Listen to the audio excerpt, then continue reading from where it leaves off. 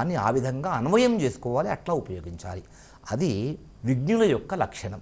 మరొక ప్రశ్న అండి. కుకట్పల్లి నుంచి లలిత గారు రాస్తున్నారు, అన్యాయంగా సంపాదించిన ధనంతో దాన ధర్మాలు చేస్తే ఫలితం ఉంటుందా అని. అన్యాయోపార్జితం విత్తం దశవర్షేణ తిష్టతి ప్రాప్తే చ ఏకాదశే వర్షే సమూలంచ వినశ్యతి. ధర్మశాస్త్రం హెచ్చరిస్తోంది.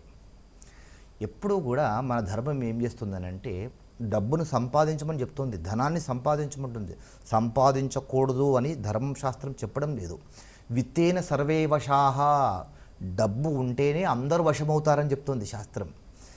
అంటే డబ్బు అవసరం, ఆ డబ్బు ఉన్నటువంటి వాళ్ళను అందరూ వశమవుతారు కనుక విత్తేన సర్వే వశాహ అన్నారు కదా. కానీ అక్కడ విత్తము సంపాదించేటువంటి విషయంలో ఏమన్నారు తెలుసా?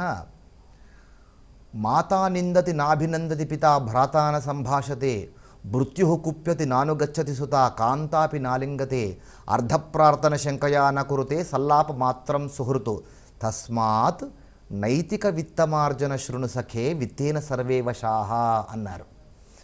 నువ్వు సంపాదించకపోతే కనుక తల్లి నిందిస్తుంది, తండ్రి సంతోషపడడు. మాతా నిందతి నాభినందతి పిత, తండ్రి అభినందించడు. భ్రాతాన సంభాషతే, అన్నదమ్ములు మాట్లాడరు. మృత్యు కుప్యతి, పనివాళ్ళు చెప్పిన మాట వినరు. నానుగచ్చతి సుత, కొడుకులు చెప్పింది వినరు. కాంతాపి నాలింగతే, భార్య కూడా ప్రేమగా దగ్గరికి రాదు. అర్ధప్రార్థన శంకయా నకురుతే సల్లాప మాత్రం సుహృతు, ఎక్కడ డబ్బులు అడుగుతావో అప్పడుగుతావో అని చెప్పేసి మిత్రులు మాట్లాడడం కూడా మానేస్తారు. కనుక డబ్బు సంపాదించు, కానీ సంపాదించేటువంటిది తస్మాత్ నైతిక విత్తమార్జన శృణు సఖే, నైతికంగా సంపాదించు అని ధర్మశాస్త్రం చెప్పింది. కనుక నైతికంగా సంపాదించేటువంటి సంపాదన ఎప్పుడూ ఉంటుంది. అదే అన్యాయోపార్జితం విత్తం, అన్యాయంగా సంపాదించినటువంటి ధనము 10 ఏళ్లే ఉంటుంది. 11వ ఏడు వస్తే సమూలంచ వినశ్యతి, నువ్వు సంపాదించింది నీ తాత ముత్తాతలు ఇచ్చింది అంతా కొట్టుకొని పోతుంది. కనుక ఈ కాలంలో లంచాలు తీసుకొని అన్యాయంగా సంపాదించి వ్యాపారంలో మోసాలు చేసి ఎదుటి వ్యక్తిని మోసం చేసి సంపాదించేటువంటి సంపాదనతో కొంతమంది మేము చేసినటువంటి పాపం నుంచి కొంత భాగం భగవంతునికి ఇచ్చేసి పాపం నుంచి నిష్కృతి పొందుదామనేటువంటి ఆలోచనలో ఉంటారు. అది ఎంత మాత్రం కూడా సరైనటువంటిది కాదు.